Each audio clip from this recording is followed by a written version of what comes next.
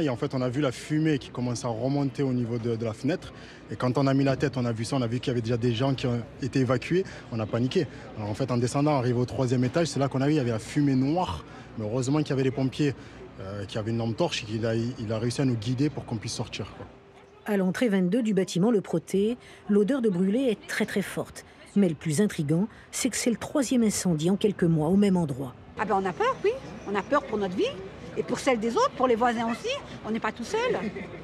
Locataires, on en ras-le-bol de tout en fait.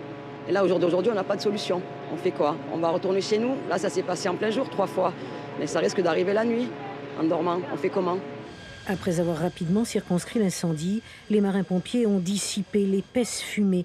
Mais à midi, elle était encore très opaque.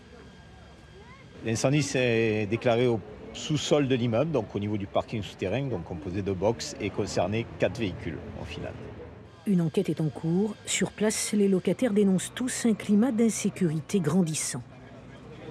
En fait, au niveau de là où il y a eu le feu, c'est un parking souterrain. Il y a des personnes qui rentraient, des réseaux de prostitution, des proxénètes qui rentraient à l'intérieur et qui faisaient leur truc dedans. On a réussi à les faire sortir. Parfois, on arrivait le matin, on voyait qu'il y avait plein de préservatifs au sol. C'est malheureux pour le quartier parce qu'en fait, c'est quand même un beau quartier. Le bailleur social s'est même rendu sur place pour dialoguer avec les familles.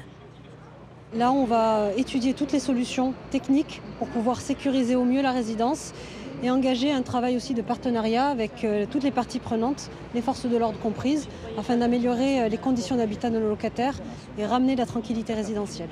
Sur les 34 personnes évacuées, 16, incommodées par des fumées, ont été brièvement hospitalisées.